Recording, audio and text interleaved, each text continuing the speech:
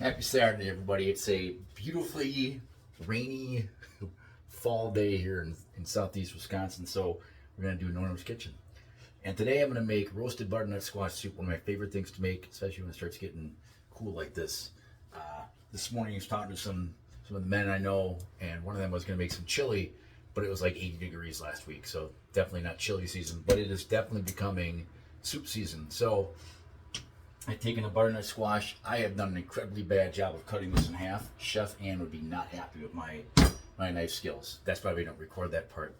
So I'm going to take this butternut squash, put some olive oil on it, salt, pepper.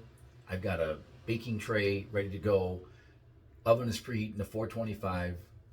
We're going to take this flesh side down, roast it for about 40 to 50 minutes, and then let it cool. And once that is all done, we'll be ready to cook the main part of the soup. And the oven's ready. So we'll be back. All right, so I pulled this butternut squash out of the oven. It's hotter than shit. Pardon my language. But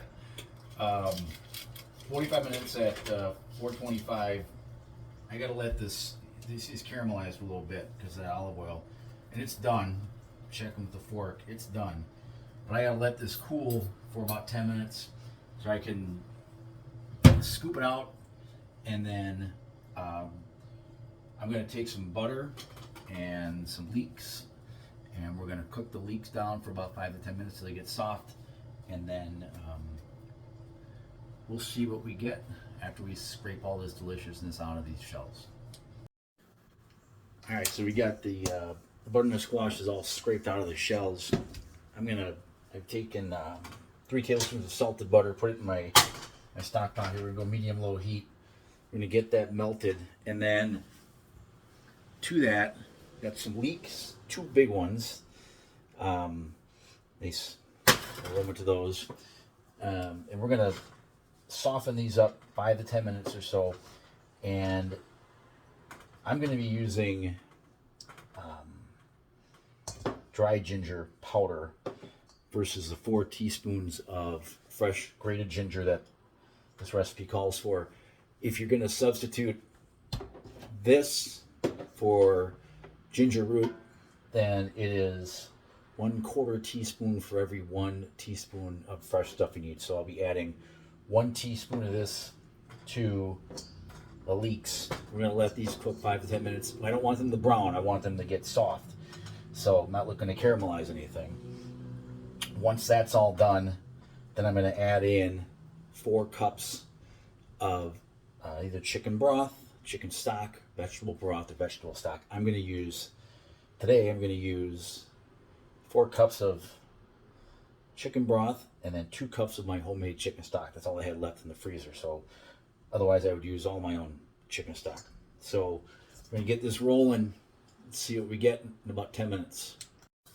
All right, so the leeks are getting nice and soft in there. I don't want them to brown up though, so it's been about 8 minutes. So to this, I'm going to take my mashed up butternut squash, and you can use a different kind of hard squash if you want as well. Really up to you. So as a kid growing up, still love it. My mother would make this, call it buttercup squash.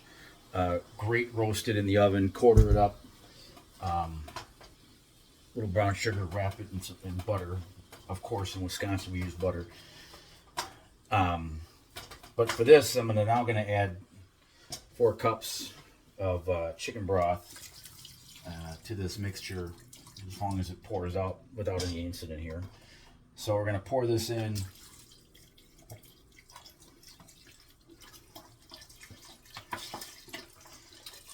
Again, if you want to use the vegetable stock, that works as well. It really depends on what your dietary preferences are.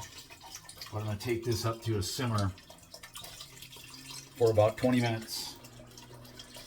This is not low sodium chicken broth, so near the end of this, I'm going to be adding in some salt.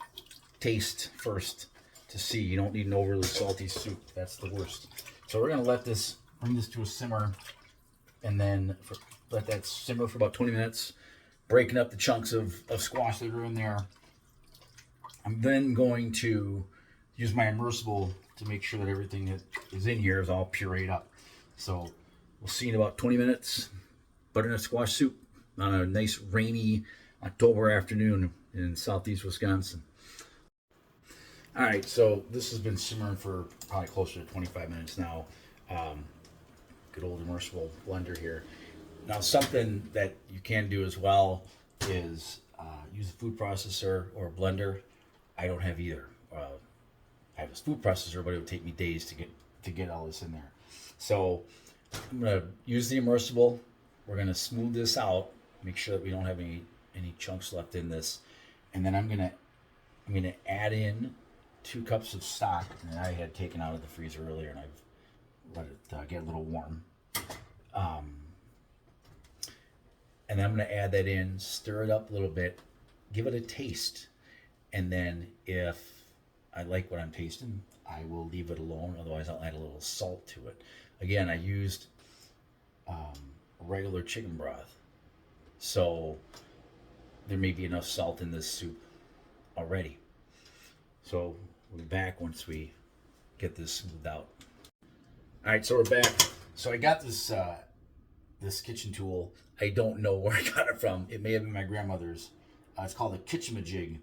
So it's awesome because I'm able to run this through and check to make sure that there's no chunks left in the soup. So now I'm going to dump in the rest of this chicken stock that I had. Now I don't salt my chicken stock when I make it because it depends on what I'm cooking if I want to have that, how I want to season it. So I'm just going to stir this in here, make sure it's nice and hot.